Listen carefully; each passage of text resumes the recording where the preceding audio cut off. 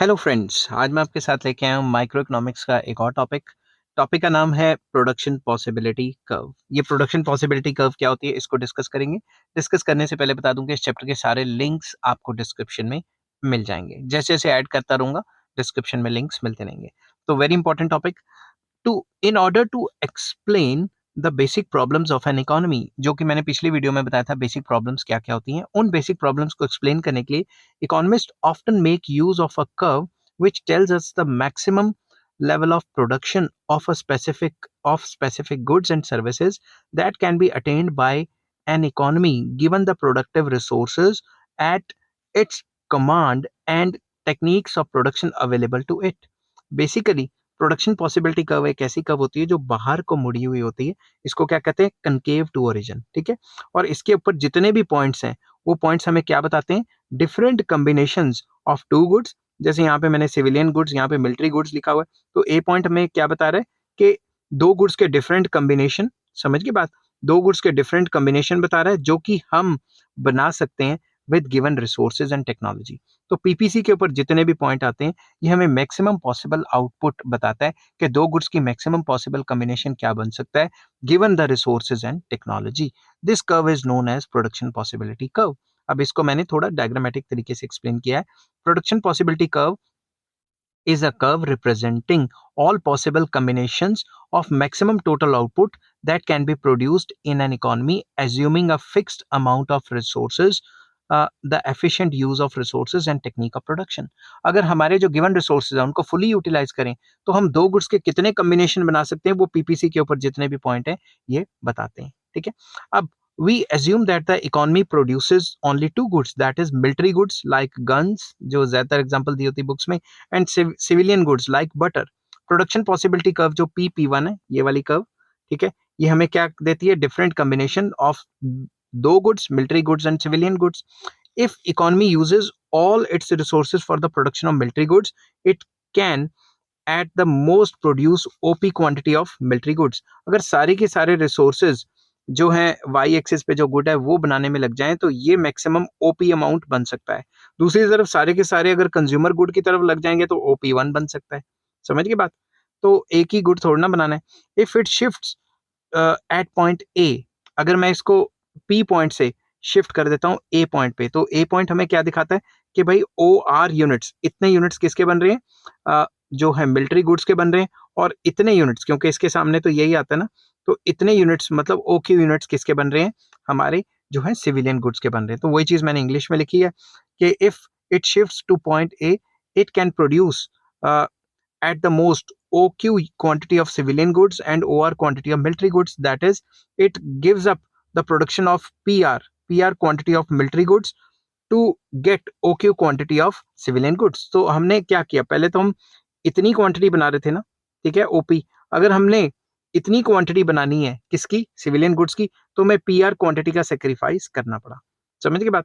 तो ये थोड़ा इंग्लिश में लिखा है। अब यहाँ पे बी पॉइंट पे आ गए तो इसकी OS क्वांटिटी बन रही है मिलिट्री गुड्स की, और सिविलियन की कितनी बन रही है? OM। तो अगर हम ये ज्यादा बनाना चाहते थे इस इतने से, तो ये इतना सेक्रीफाइस करना पड़ा ना। तो इसी चीज को इंग्लिश में लिखा हुआ है। ठीक है।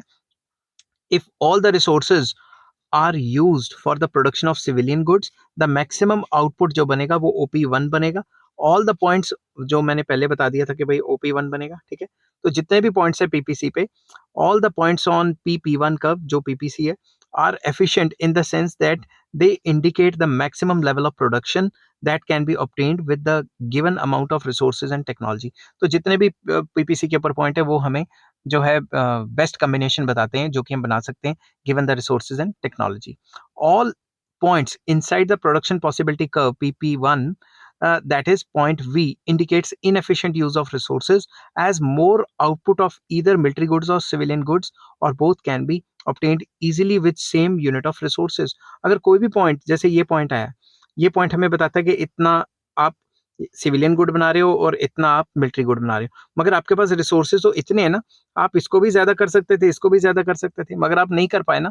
तो जो भी पॉइंट पीपीसी के अंडर आता है वो अंडर यूटिलाइजेशन दिखाता है। दूसरी तरफ कोई भी पॉइंट पीपीसी के ऊपर आता है वो क्या बताता है? वो दिखाता है हमें कि शॉर्ट जो हमारे रिसोर्सेज हैं वो कम है और ये जो कॉम्बिनेशन है वो अनअटेनेबल है, क्योंकि रिसोर्सेज ये हैं, हम ये कॉम्बिनेशन कैसे बना पाएंगे, नहीं ना बना पाएंगे। समझ की बात। तो इसको थोड़ा सा इंग्लिश में लिखा हुआ मैंने। On the other hand all points outside the production possibility curve, जो that is point you, are unattainable as the resources of the country are not enough to reach those production level. Resources ही कम है, the country will thus remain on the production possibility curve PP1, तो वो उसी पे रहेगी, and it's PP1 पे रहेगी और indicate करेगी कि जो गिवन रिसोर्सेज है उनका फुलर यूटिलाइजेशन होता रहे। Efficiency is efficiency is necessary because of the fundamental human condition. जो एफिशिएंसी है वो तो हर एक कंट्री को चाहिए ही, और वो ह्यूमन एफिशिएंट होना तो कोई बुरी बात नहीं है। तो एफिशिएंसी पे ही रहेगी, हम अपने रिसोर्स को फुली यूटिलाइज करेंगे, ये हमारी औकात से बाहर चला गया, ठीक है। हमारे पास ये रिसोर्सेज नहीं है, क्योंकि हमारे रिसोर्सेज की स्कार्सिटी है। और हम एफिशिएंसी क्यों रखें, क्योंकि रिसोर्सेज स्कार्स हैं, अगर उनको मिस यूटिलाइज करेंगे वो तो किसी और जगह पे भी यूज हो सकते थे। Efficient production is also known as least cost method of production. Efficiency वाला जो मेथड होता है उसे लीस्ट जो है कॉस्ट मेथड ऑफ प्रोडक्शन भी कहा जाता है। अब सेलिएंट फीचर्स क्या हुए, खासियत क्या हुई पीपीसी की। पहला, पीपीसी डाउनवर्ड स्लोपिंग होती है लेफ्ट से राइट पे। दूसरा, ये कनकेव होती है, मतलब ये बाहर को मुड़ी होती है। समझ की बात। ये क्यों होती है, इस पे मैं पहले ही एक वीडियो अपलोड कर चुका हूँ। अगर आपको नहीं मिलता तो मैसेज कर देना, मैं उसका लिंक आपको दे दूंगा। The reason for the downward slope of the production possibility curve from left to right is that under the condition of full employment of resources, a simultaneous increase in the production of both goods is not possible. Simple words में समझाता हूँ कि अगर आप fully utilise कर रहे हो, negative slope इसलिए सही है कि अगर आप एक का क्वांटिटी बढ़ा रहे हो प्रोडक्शन, तो दूसरे का अपने आप कम होगा, क्योंकि रिसोर्सेज तो हमारे पास लिमिटेड है ना। अगर रिसोर्सेज लिमिटेड ना होते फिर तो कोई दिक्कत नहीं थी, क्योंकि रिसोर्सेज लिमिटेड है। नेगेटिव स्लोप का मतलब अगर एक बढ़ाते हो तो दूसरे की जो क्वांटिटी है वो अपने आप ही कम हो जाएगी। समझ की बात। This is because if more resources are assigned to produce to the production of one good, the less of them as compared to earlier will be left for the production of other, and thereby it will result in the lower level of output of the second good. अगर एक में ज्यादा इस्तेमाल कर लोगे दूसरे के लिए कुछ बचेगा ही नहीं। समझ के बाद। आई होप आपको पीपीसी का जो कॉन्सेप्ट है वो समझ आ गया होगा, और अगर आप ऐसे डिटेल में पढ़ेंगे तो कोई भी कंसेप्ट आपको आसानी से आ जाएगा। कुछ नहीं करना, अपने पॉज करना है, साथ के साथ डायग्राम बनाना है, साथ के साथ नोट्स नोट डाउन कर लेने हैं, ठीक है। नेक्स्ट वीडियो में मैं लेके आऊंगा प्रोडक्शन पॉसिबिलिटी कर्व के through central problems of economy को किस तरीके से बताया जाता है। ये भी वीडियो डिटेल में होगी। डिटेल वीडियो को लिखने में थोड़ा टाइम लगता है, इसीलिए मतलब अच्छे से प्रैक्टिस करनी होती है। तो अच्छे से प्रैक्टिस मतलब एक एक वर्ड एफिशिएंटली लिखना होता है।